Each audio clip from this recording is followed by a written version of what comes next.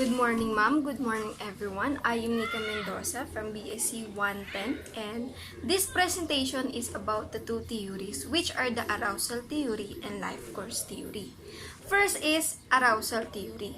Arousal theory was originated by Lindsley and many other psychologists and sociologists. This theory states that for a variety of genetic and environmental reasons, some people's brain functions differently in response to environmental stimuli. And also, according to Lee, every person tries to reach an optimum level of arousal from the environment, and too little stimulation causes a person to bored, while too much stimulation causes anxiety. So anxiety would cause a person to seek out sensations.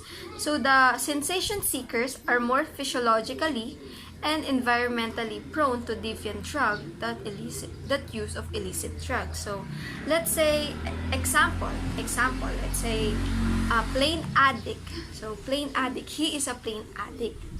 So after his wife died, he began taking painkillers, even though painkillers aren't drugs and aren't used to treat psychological issues, that they can make a person empathic.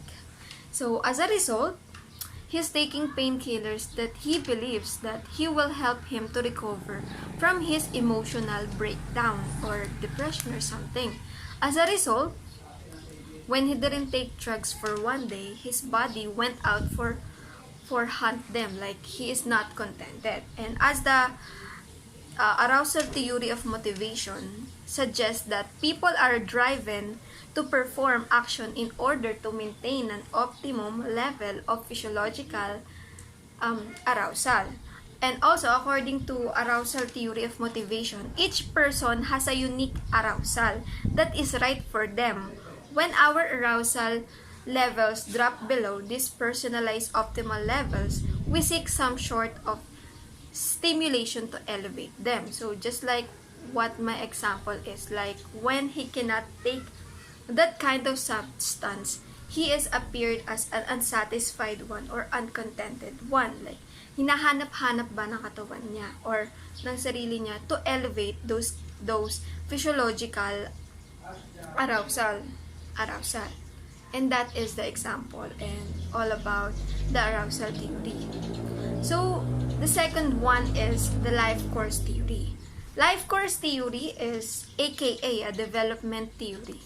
Life course theory perspective is a broad approach that can be used in a variety of subject matters such as psychology, biology, history, and criminology. So as a theory, the denotion establishes the connection between a pattern of life events and action that humans performs.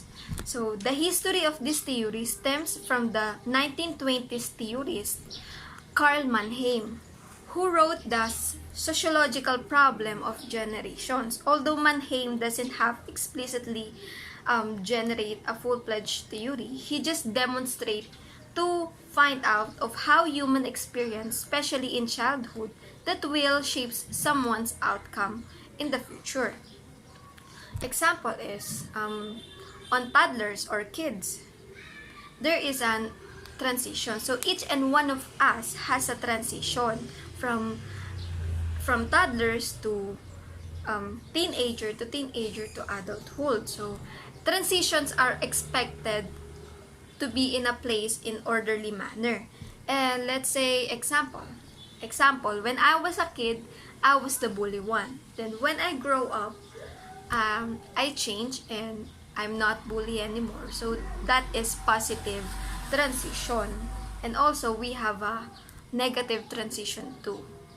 But just like the dynamic process is like changing over time, nagbabago.